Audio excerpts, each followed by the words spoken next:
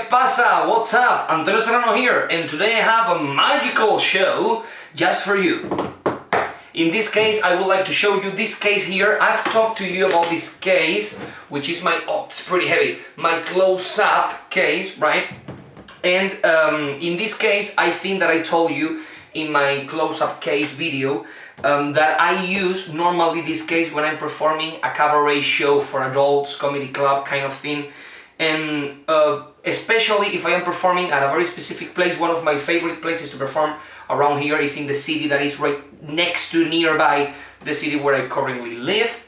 And this place has like a kind of vintage aesthetic to it, so I always dress up quite elegantly with a vintage kind of suit, spats, shoes and things like that. And I like to carry this case because it is in theme, it is in tune with the idea of the place, right? So I take out all of the close-up magic and I fit in here my cabaret show. In this place I normally perform half an hour, we do like kind of a break and then another half an hour. So I have 6 items, the break, and then another 6 items. It's quite difficult to control the time. I did this show yesterday in this very specific place, and the first show was okay, like 32-33 minutes, the first part of the show, but the second one was very close to 50 minutes. And the thing was that people were clapping a lot, laughing a lot.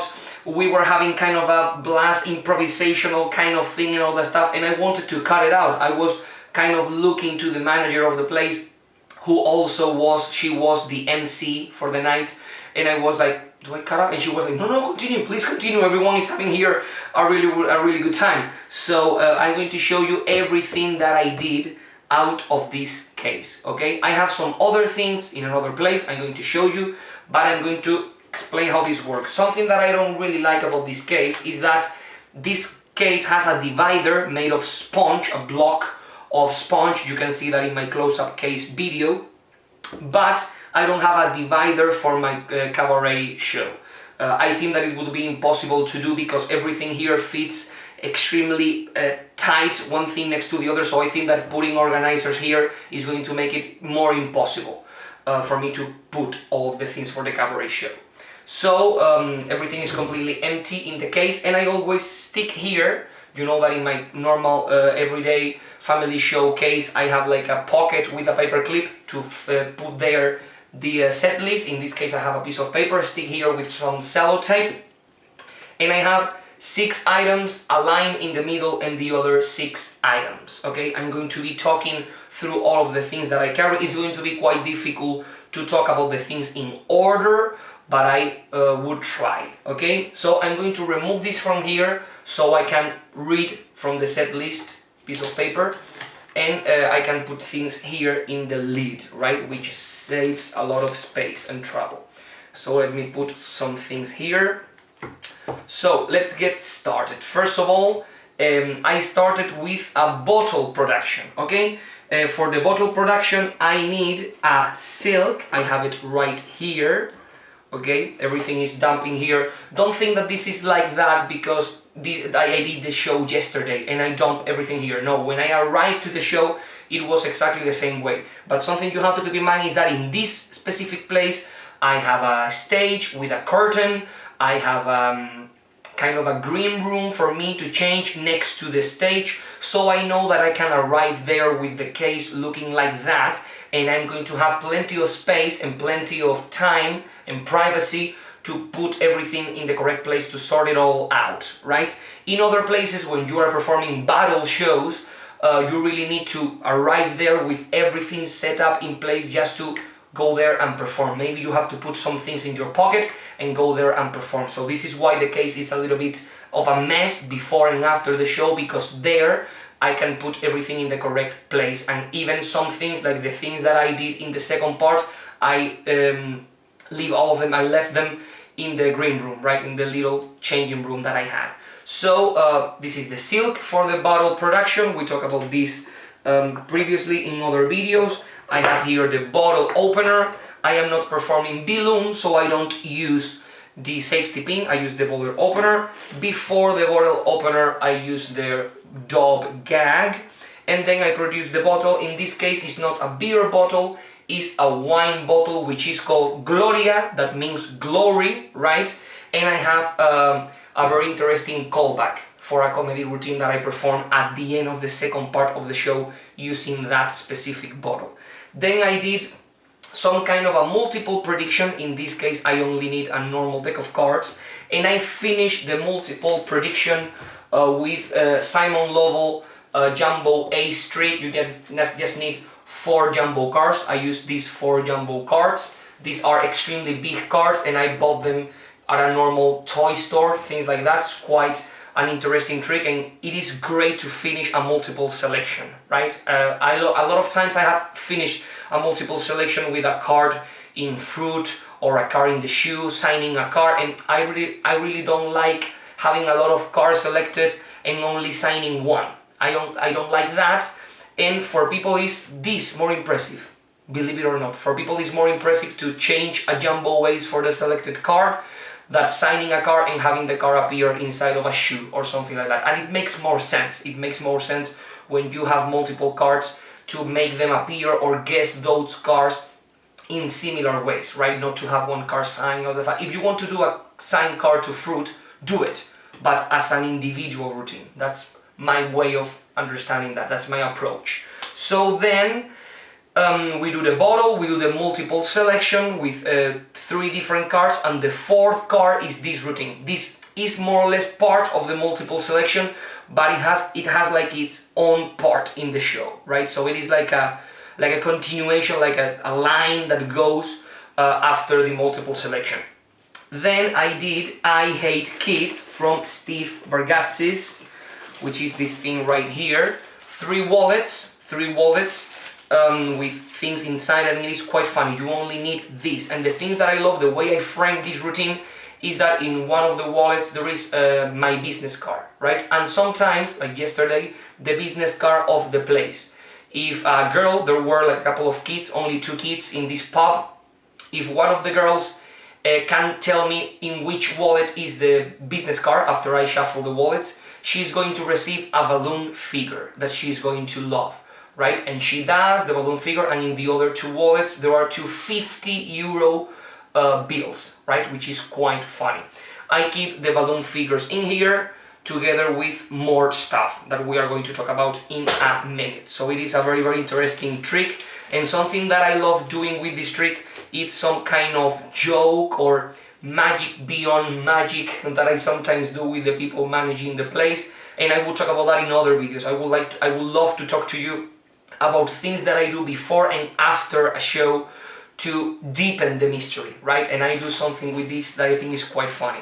So then I did my cut and restore rope, that I frame it as a skipping rope. I use these 2 handles that I took from a real skipping rope, and then I have this piece of rope, right? This is the way the rope ended up, and now the rope is quite small, so I think that I'm not going to be able to pull out another performance for this piece of rope. For tonight's show, I have a show in a couple of hours, I'm going to get a brand new piece of rope, right? That's too small. And then I finish with my silk routine. I've got in here the silk fountain. I also have the plastic bag with some confetti in it, right? And then I have the thumb tip here in the handle of the collapsible box, and inside the collapsible box I have the 2 silks that I use for the routine. So confetti, thumb tip, 2 silks, and the silk fountain. The collapsible box, as always, goes with my social media details in my site, on my side table. And things that I didn't mention are the breakaway one. This is a gag that I love more for adults than for kids. I love performing this gag together with the rope trick, and I had here another gag. I cannot see it. This here. These are giant balloons. As you can see, the giant balloons.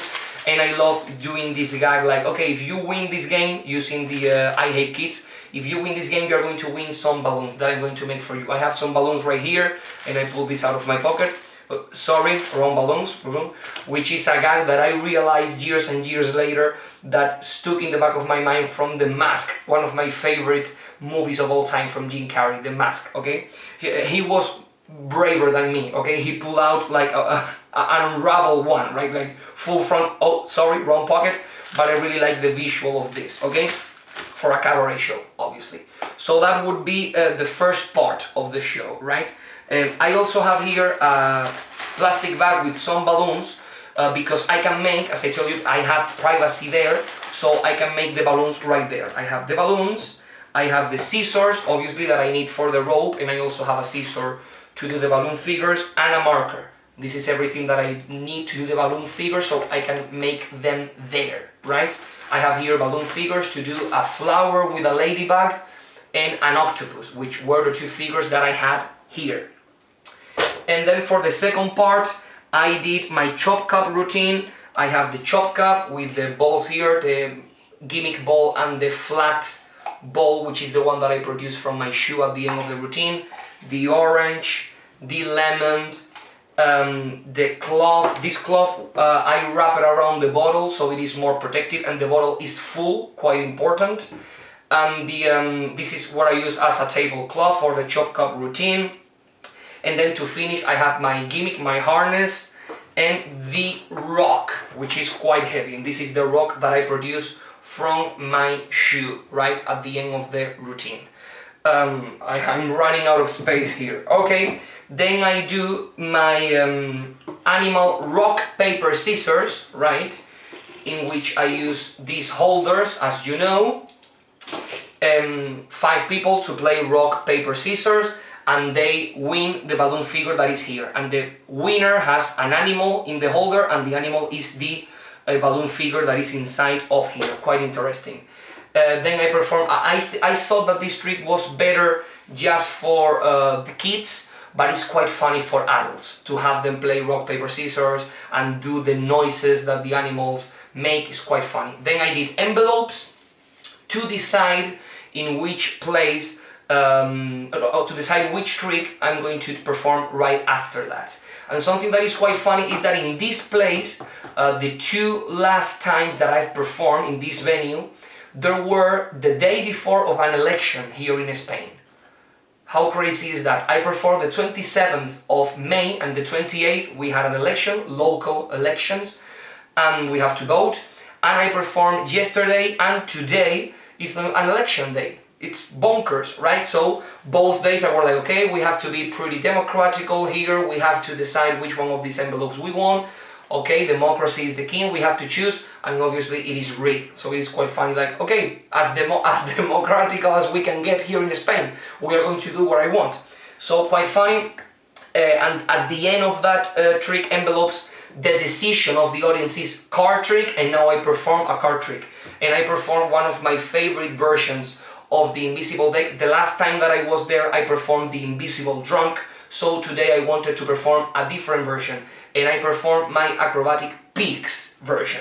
You only need a bag, an invisible deck, one that I made in a bigger size deck, and inside of here, to make the case a little bit lighter and not that crowded, I keep my 3 pigs.